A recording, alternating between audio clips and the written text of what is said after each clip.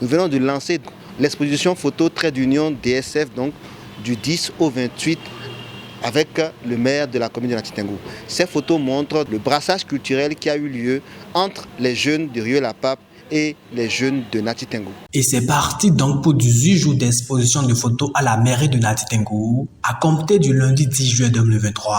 Une initiative qui émane du projet Exposition Trait d'Union de l'association Danser sans frontières de Rieux-la-Pape en collaboration avec la mairie de Nati-Tingo. Contempler la beauté de ces véritables chefs d'œuvre. Les initiateurs du projet entendent créer un brassage culturel entre les jeunes de Rieux-la-Pape en France et ceux de Nati-Tingo au Bénin, ou du moins immortaliser les moments de danse magique passés ensemble.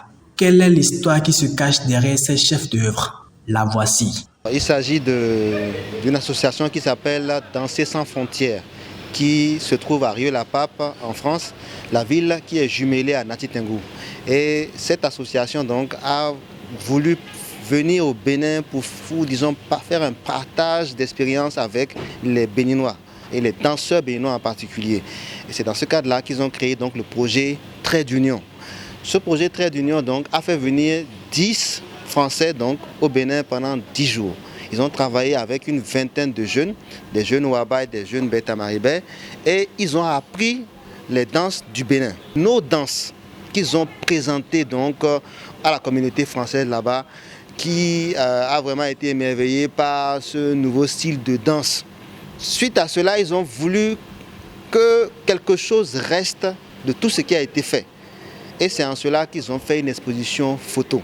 Cette exposition photo a été présentée en France, donc à Rieux-la-Pape, et ils ont décidé donc de la répliquer également au Bénin.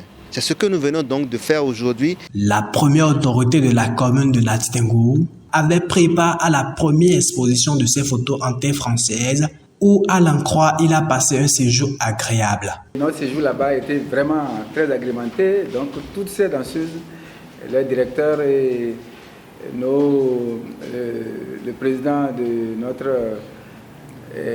du partenariat du jumelage de la France et même le consul, notre séjour a été vraiment surchargé et il était de notre devoir. Et nous, Africains, parce que nous ne nous connaissons pas, sinon, nous sommes très accueillants. Et Rieux-la-Pape est tout un mélange. Donc, on ne se sentait pas à l'étranger. Le directeur du centre d'accueil Le Bon Samaritain de Nati-Tingo nourrit encore en lui de beaux souvenirs du séjour des partenaires français dans la cité des Nantos. Son ambition est de voir voyager un jour les danseurs autochtones afin de faire la fierté de toute une culture à travers leur talent émerveillant. Aussitôt vu les images et tout ce qui s'est passé, je me suis tout de suite rappelé de leur séjour. Pendant leur séjour, ce qui s'est passé, ce que nous avons pu faire ensemble. On est restés ensemble, on a échangé, on a dansé, on a visité la ville et puis vraiment c'était très beau.